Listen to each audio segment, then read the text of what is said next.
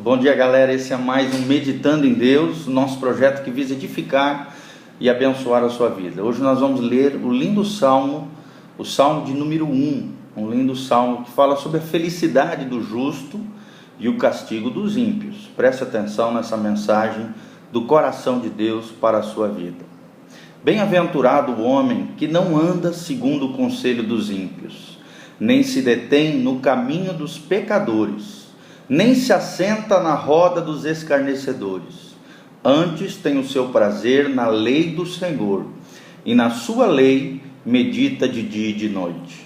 Pois será como a árvore plantada junto aos ribeiros de águas, a qual dá o seu fruto no seu tempo, e as suas folhas não cairão, e tudo quanto fizer prosperará. Não são assim os ímpios, mas são como a moinha que o vento espalha. Por isso, os ímpios não subsistirão no juízo, nem os pecadores na congregação dos justos, porque o Senhor conhece o caminho dos justos, porém o caminho dos ímpios perecerá. Esse salmo é muito conhecido, é um salmo tremendamente falado, pregado, ministrado, um salmo que fala sobre a bem-aventurança de quem caminha com Deus e a condenação de quem vive longe de Deus, alienado do Senhor, sem obedecer à palavra de Deus. Interessante que ele começa com a palavra bem-aventurado. A palavra bem-aventurado na Bíblia significa 1000 vezes feliz, ou muito feliz, felicíssimo. Uma pessoa que vai viver uma vida de felicidade mesmo, desfrutando da vida abundante que Deus planejou para nós. Este homem é um homem que não anda no conselho dos ímpios.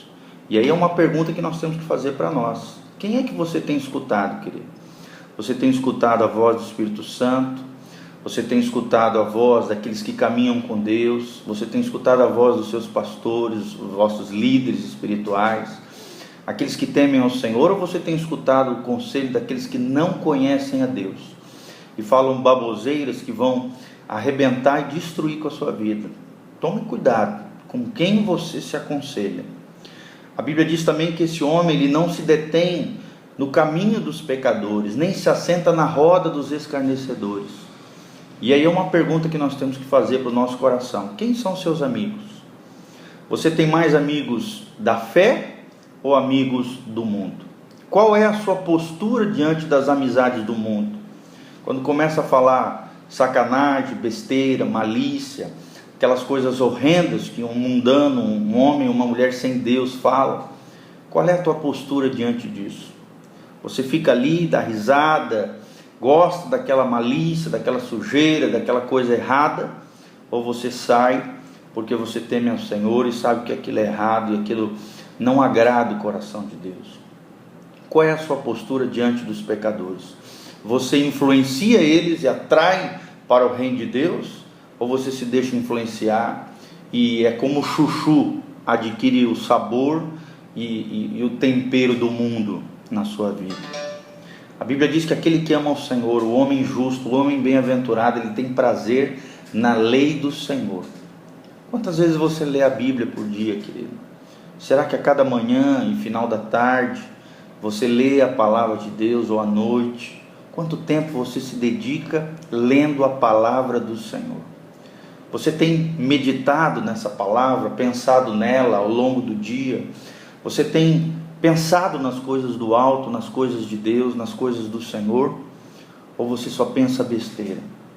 Querido, se você quer ter a mente cheia de Deus, você precisa encher a sua mente, os seus pensamentos, de coisas positivas, de coisas espirituais, de coisas celestiais.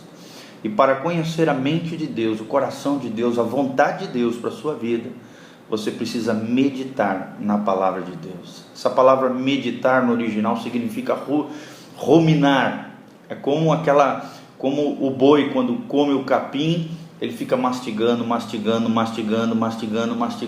longo tempo, para que esse alimento desça com qualidade para dentro do estômago. Você tem pensado nas coisas de Deus, meditado? Tem gente que lê a Bíblia, parece que está passando correndo no ônibus. Não é assim. Você tem que pensar, analisar, preferência pelas manhãs, meditar quando a cabeça está fresca, está aberta, orar diante da Bíblia, pedir que Deus derrame da sua graça e da sua unção sobre a sua vida. E esse homem que não anda no meio dos pecadores, no sentido de se influenciar, e que medita na palavra de Deus, ele é como uma árvore frondosa, plantada nos rios, em ribeiros de água.